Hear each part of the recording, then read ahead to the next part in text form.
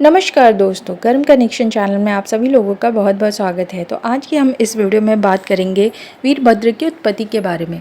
भगवान शिव की सुरक्षा और उनके आदेश को मानने के लिए उनके गण सदैव ही तत्पर रहते हैं। उनके गणों में भैरव का सबसे प्रमुख माना जाता है। उसके बाद नंदी का नंबर आता है, फिर वीरभद्र। जहाँ भी शिव मंदिर स्थापित होता है वहाँ रक्षक के रूप में भैरव जी की प्रतिमा भी स्थापित की जाती है। भैरव दो हैं, काल भैरव और बटुक भैरव। काल भैरव भगवान शिव का विनाशकारी रूप है, उनमें विध्वंसक गुण है। काल भैरव के बाल रूप को बटुक भैरव के नाम से जाना जाता है। शिव जी के प्रमुख गण थे भैरव, वीरभद्र, मणिभद्र, चंदेश, नंदी, श्रृंगी, भृगरति, शैल, गोकर्ण, घंटाकर्ण, जय और विजय। इसके अलावा पिशाच, दैत्य और नाग नागिन पशुओं को भी शिव का गण माना जाता है। ये सभी गण धरती और ब्रह्मांड में विचरण करते रहते हैं और प्रत्येक मनुष्य, आत्मा आदि की खैर खबर रखते हैं। वीरभद्र की उत्पत्ति कथा आइए जानते हैं।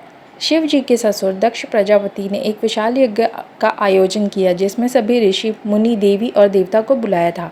उस यज्ञ में दक्ष ने भगवान शिव और माता सती को नहीं बुलाया था। माता सती अपने पति महादेव की इच्छा के विरुद्ध अपने पिता दक्ष प्रजापति के द्वारा आयोजित इस यज्ञ में गई थी। पिता का यज्ञ समझकर सती बिना बुलाए ही पहुंच गई, किंतु जब उसने वहां जाकर देखा कि ना तो उनके पति का भाग्य यज्ञ के लिए ही निकाला गया और ना ही उनका किसी ने सत्कार किया, बल्कि पिता ने उनकी ओर देखा तक नहीं। अपने और अपने पति का घोर अपमान देखकर सती ने यज्ञ के भीतर ही कूदकर आत्मदाह कर दिया। यह देखकर वहां हाहाकार मच गया। भगवान शंकर को जब यह समाचार मिला तो वे अत्यंत क्रोधित हो गए। उन्होंने दक्ष, उसकी सेना और वहां उपस्थित उनके सभी सलाहकारों को दंड देने के लिए अपनी जटा को पृथ्वी पर पटककर वीरभद्र नामक एक गण का उत्पन्न किया।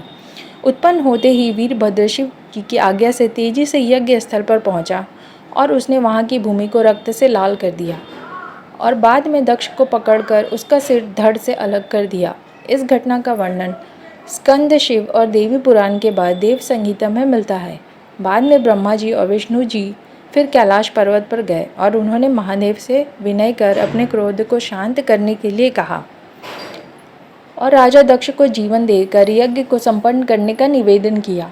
बहुत प्रार्थना करने के बाद भगवान शिव ने उनकी बात मान ली और दक्ष के धड़ से बकरी का सिर जोड़कर उसे जीवन दान दिया, जिसके बाद यह यज्ञ पूरा हुआ। वीरभद्र मंदिर। भगवान शिव के गण वीरभद्र की दक्षिण भारत में शिव जी की तरह ही पूजा अर्चना होती है। वीरभद्र मंदिर लेपाक्षी गांव में स्थित है। यह मंदिर दक्षिण भारत में काफ़ी विख्यात है और यहाँ सारे देश से दर्शनार्थी दर्शन करने आते हैं। इस मंदिर में भगवान वीरभद्र की पूजा की जाती है। वीरभद्र मंदिर को 16वीं शताब्दी में विजयनगर के राजा के द्वारा बनाया गया था। दोस्तों, अगर आपको आज की ये वीडियो पसंद आई हो तो लाइक ज़रूर कीजिएगा और जो लोग भी चैनल पे नए हैं सब्सक्राइब करना बिल्कुल मत भूलिएगा और बेल आइकन ज़रूर प्रेस कर लें ताकि आने वाले जितने भी सारे वीडियोज़ हैं आपको मिलते रहे। तो वीडियो देखने के लिए आपका बहुत बहुत धन्यवाद।